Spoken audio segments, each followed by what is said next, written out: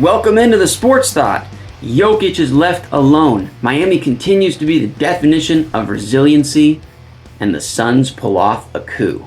Let's get into it. The NBA Finals are knotted up 1-1. Game 1 showed the continued dominance of Jokic. Bam could not affect his efficiency, could not keep him off the boards, and the Heat could not control the passing lanes, which allowed Jokic to continue to set up his teammates for wide open looks.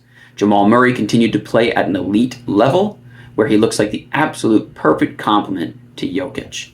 And they got enough contributions from the team and the role players as a whole, despite not shooting well.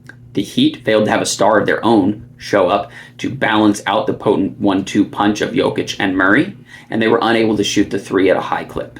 In Game 2, though, the script flipped. Miami came out and was crisp and efficient from the start.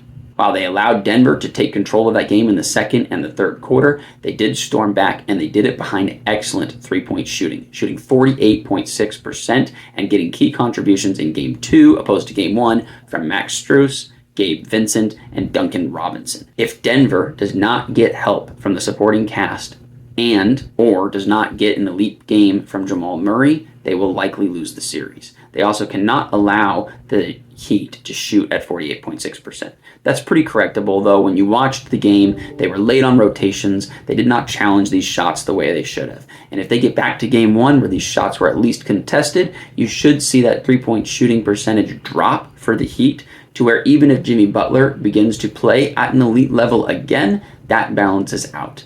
I would expect to see the role players step up a little bit more for Denver, and I would expect to see Jamal Murray play at a better level than he did in Game 2.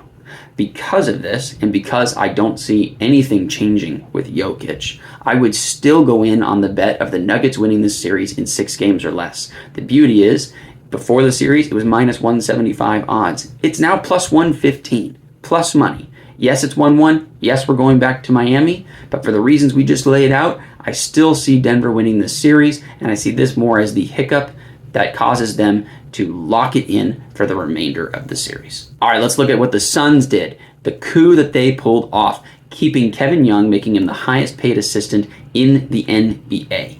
A perfect 1-2 punch now with Vogel. Frank Vogel brings you the defense. He is a top 10 defensive coach just about everywhere he goes. And now you keep a young, upcoming offensive-minded Kevin Young, who had the support of the star player in Devin Booker, to run the offense with Booker and Durant. You're not asking too much of him because he gets to remain as an assistant, doesn't have to take on the responsibilities of a first-time head coach. You bring in Frank Vogel, who's already won a title in the first year with the team with the Lakers. That was a team that was built on 2 stars in LeBron and AD and a bunch of ragtag players. Pretty similar situation.